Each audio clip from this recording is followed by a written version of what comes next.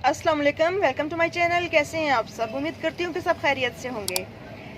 जी, तो वीडियो का आगाज़ इन खूबसूरत इंग्लिश रोज़ेस के साथ करते हुए आज मैं आपके साथ बात करूँगी सीडलिंग पे, क्योंकि जब विंटर सीज़न आता है तो ये हमारे गार्डन में बेशुमार रंगों को लाने का बायस बनता है। और गर्मियों की निस्बत सर्दी के मौसम में ज़्यादा कलेक्शन होती है हमारे गार्डन में, जो फ्लावरिंग करती है और बहुत ज़्यादा फूल खिलने का टाइम होता है ये गार्डन में। तो जिसमें जो क्राइसेंथेमम है, गुलदाउदी, ये मेरा ख्याल है कि सबसे बेस्ट वैरायटी है जो हमारे पास पूरा साल ग्रीनरी बना के रखती है और इस मौसम में आके इस पर फ्लावरिंग स्टार्ट हो जाती है। इसके अलावा बहुत से बल्बस प्लांट भी होते हैं जो इस टाइम पे हमारे गार्डन में फ्लावरिंग करते हैं और अपनी खुशबू बखेरते हैं और अपनी खूबसूरती से हमारे गार्डन को चार चांद लगाते हैं। और कुछ बिल्कुल क्यूट और मासूम से फ्लावर्स तो पूरा साल ही हमारे गार्डन में वक्तन फ़वक्तन खिलते रहते हैं और कटिंग के ज़रिए आसानी से लग जाते हैं। तो जो सीडलिंग वगैरह की थी उसको ट्रांसप्लांट करने का भी टाइम है। तो ये कुछ सीडलिंग मैं ट्रांसप्लांट कर चुकी हूँ और कुछ ये देखिए जो सीडलिंग है ये इन प्लांट्स के ऊपर यहीं पे बर्ड्स आना शुरू हो गई हैं और फ्लावर्स खिलना शुरू हो जाएंगे अब। तो ये जो प्लांट में ट्रांसप्लांट अभी नहीं कर पाई, इनकी सीडलिंग की अपडेट कुछ इस तरह से है। माशाल्लाह देखें, बहुत ही अच्छी और हेल्दी सी सीडलिंग जो है वो रेडी हो चुकी है और मेरे पास नस्टेशियम की जितनी भी थी उसको मैं ट्रांसप्लांट कर चुकी हूँ। और ये देसी वाली पिटूनिया है, ये भी तकरीबन 1 माह से मेरे पास फ्लावरिंग पे है और बहुत ही खूबसूरत क्यूट पर्पल और वाइट कलर के फ्लावर्स खिलते हैं। और मैं साथ के साथ फिर इसकी डेड हेडिंग करती रहती हूँ ताकि अभी से प्लांट सीड बनाने ना लग जाए। अभी मौसम बहुत ही अच्छा है और सर्दियों का आगाज़ है तो ज़्यादा से ज़्यादा फ्लावर्स देख सकूँ मैं इनके। इसके अलावा कुछ सीडलिंग इधर की थी और काफ़ी लेट की थी। माशाल्लाह देखें, ये भी बहुत ही अच्छी ग्रोथ हो चुकी है और इनको भी इस वक्त ट्रांसप्लांट किया जा सकता है। तो इस सीडलिंग को ट्रांसप्लांट करने के लिए ये मैंने कुछ पॉट्स लिए हैं, इनके अंदर मैं इसको ट्रांसप्लांट करूँगी। बड़े पॉट्स में तकरीबन 4-4 प्लांट लगाऊंगी और छोटे जो हैं इनके अंदर मैं 2-2, 3-3 लगा दूँगी। और कुछ क्रेट्स रेडी किए हैं वो भी शेयर करती हूँ आपके साथ।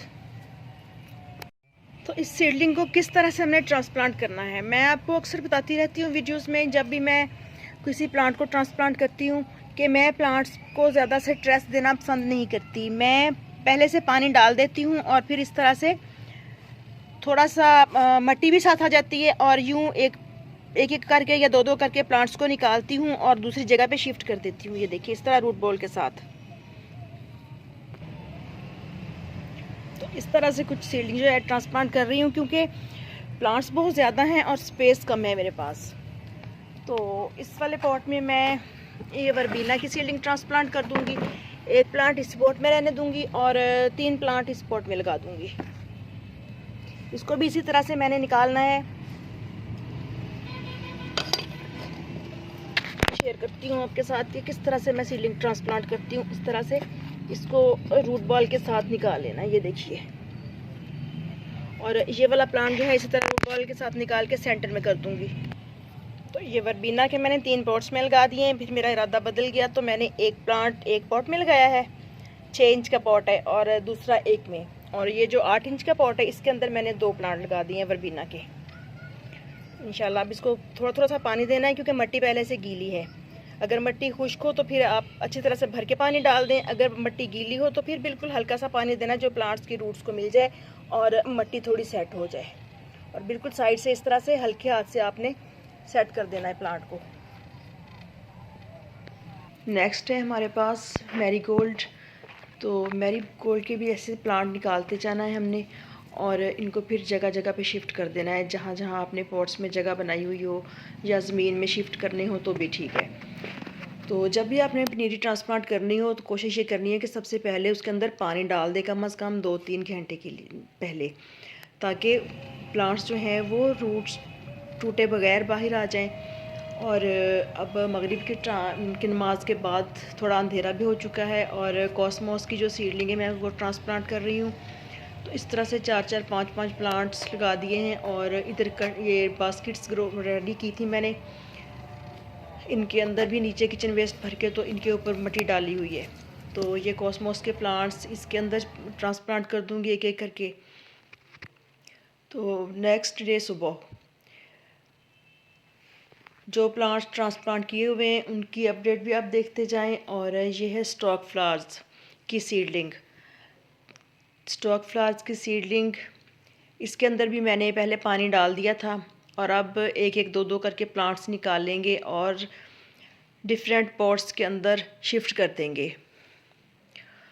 तो इधर कुछ प्लांट्स हैं जो लगे हुए हैं इन पॉट्स के अंदर, तो इनके साथ चार चार प्लांट मैं लगा दूंगी क्योंकि ये 16 इंच के पॉट्स हैं। तो इनके अंदर भी जो स्टॉक फ्लावर्स के प्लांट्स हैं वो अच्छा ग्रो कर जाएंगे क्योंकि स्टॉक फ्लावर्स काफ़ी हाइट पे चले जाते हैं और फिर इनके अंदर स्टॉक निकलता है और उस पर फ्लावर्स लगते हैं। तो इसको भी इस तरह से एक साइड से एक पॉट के अंदर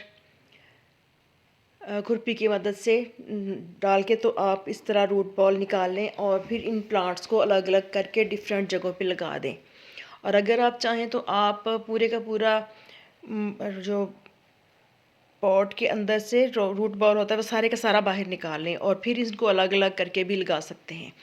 वो आपकी मर्ज़ी पे डिपेंड करता है कि किस तरह से आप ट्रांसप्लांट करना चाहते हैं क्योंकि विंटर सीज़न के इन फ्लावरिंग प्लांट्स का तो मौसम है। तो आप इनको जैसे भी ट्रांसप्लांट कर लेंगे ये इंशाल्लाह हो जाएंगे। बस हल्के हाथ से आपने इनको टच करना है। इनकी सॉइल को भी बहुत ही आहिस्तगी के साथ आपने प्रेस करना है और पानी एक दफ़ा आपने इनको अच्छी तरह से डाल देना है अगर मिट्टी सूखी हो तो इस तरह नई मिट्टी में होल बनाते जाएं फिंगर के साथ और एक एक प्लांट को इनके अंदर रख के सेट करते जाएं।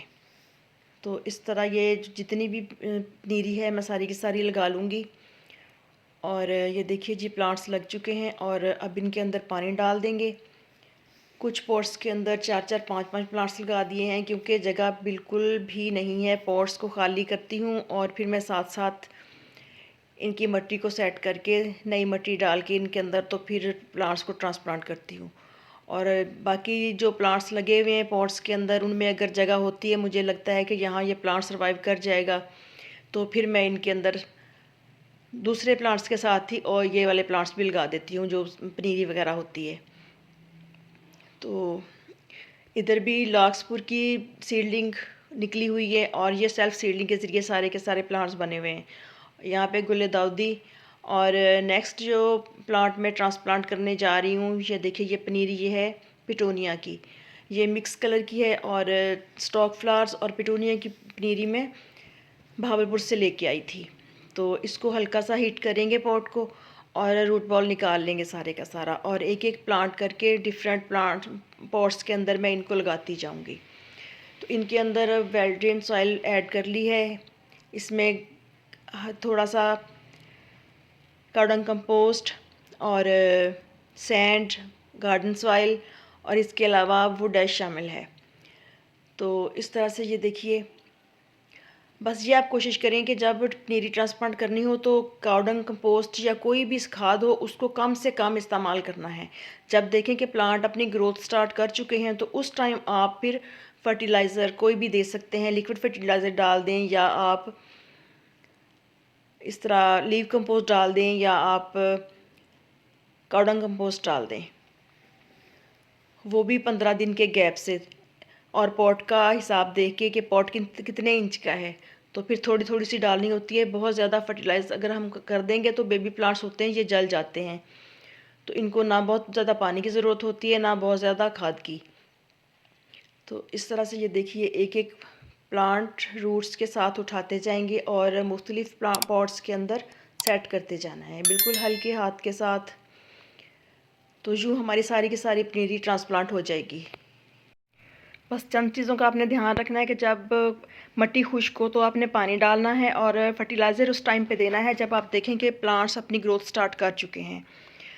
तो बर्ड्स आना शुरू हो गई हैं फिर आप इनके अंदर 15 दिन के बाद लिक्विड फर्टिलाइज़र डाल दें, ऑर्गेनिक डालें या आप केमिकल वाला डालें। और जब आप देखें कि प्लांट्स अपनी ग्रोथ अच्छी तरह से स्टार्ट कर चुके हैं तो आप इनको इस तरह से पॉट गार्डनिंग में भी लगा सकते हैं। जैसा कि एक पॉट में काफ़ी सारे विंटर के फ्लावरिंग प्लांट लगा के बहुत खूबसूरत सा लुक आता है। तो कई वैरायटीज़ के फ्लावरिंग प्लांट आप लगा सकते हैं और एक वैरायटी के डिफरेंट कलर्स के फ्लावरिंग प्लांट भी आप एक एक पॉट में लगा के अपने घर को खूबसूरत बना सकते हैं। और कुछ ऑर्नामेंटल प्लांट्स ऐसे होते हैं जो फ्लावरिंग प्लांट्स के साथ लगे हुए बहुत अच्छे लगते हैं, तो इनको कंबाइन करके भी आप अपनी गार्डनिंग कंटिन्यू कर सकते हैं। तो इजाज़त दीजिए, इंशाल्लाह फिर मिलते हैं किसी नेक्स्ट वीडियो में किसी नेक्स्ट टॉपिक के साथ। तो हमें याद रखिएगा और चैनल को सब्सक्राइब करना मत भूलिएगा। तो इस तरह से अपनी गार्डनिंग को जारी रखें और अपने फ्री टाइम को अच्छा यूटिलाइज़ करने के साथ साथ अपने घर को खूबसूरत बनाएं और रंगों से अपनी ज़िंदगी को भरें। Happy gardening.